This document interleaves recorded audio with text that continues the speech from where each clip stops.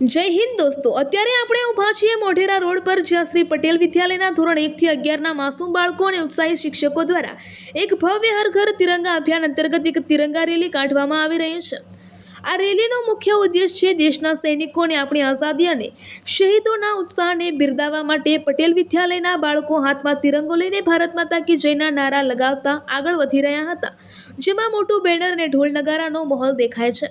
આ રેલીમાં દરેક બાળકના હાથમાં તિરંગો જોવા મળી રહ્યો છે, જે આપણા દેશ પ્રત્યેનો પ્રેમ અને દેશભક્તિની ભાવના સાફ દર્શાવે છે। રિપોર્ટર જણાવે છે તેમ જો સૈનિકો આપણા રક્ષણ માટે પોતાના પ્રાણની આહુતિ આપી શકતા હોય તો આપણે પણ તેમના સન્માન અને યાદગીરી માટે આવી રેલીઓ દ્વારા તેમનું સન્માન કરવું જ જોઈએ।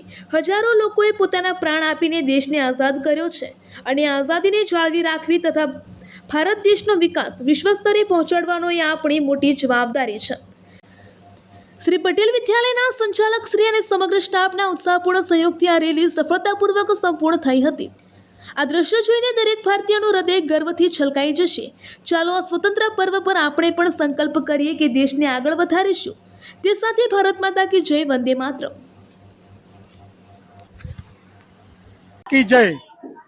श्री पटेल विद्यालय मोढा रोडना धोरण 1 થી 10ના બાળકોએ હર ઘર ત્રિરંગા ઘર ઘર ત્રિરંગાની રેલી કાઢી અને સૈનિકોના ઉત્સાહ પૂરવા માટે સફળ પ્રયત્ન કરેલો છે। દરેક બાળક ઝંડો લઈને આવ્યો છે, દેશ ભક્તિ બતાવી છે, દેશ પ્રત્યેનો પ્રેમ બતાવ્યો છે।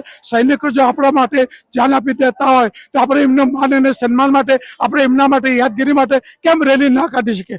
હજારો લોકોએ શહીદ થઈને પોતાની જીવ ગુમાવીને ભારતને આઝાદ કર્યો છે, તો એ આઝાદીને આપણે માણીએ અને ભારત દેશનો વિકાસ થાય, દેશ અને દુનિયાની અંદર એનું નામ રોશન થાય એવો પ્રયત્ન કરવા માટે શ્રી પટેલ વિદ્યાલયના સંચાલક શ્રી અને એમનો સ્ટાફ ઉત્સાહપૂર્વક ભાગ લઈ રહ્યો છે। અને આજે અમારી સફળ રેલી નીકળી છે, એ તમે આ દ્રશ્ય પરથી તમે જોઈ શકો છો। ભારત માતા કી જય।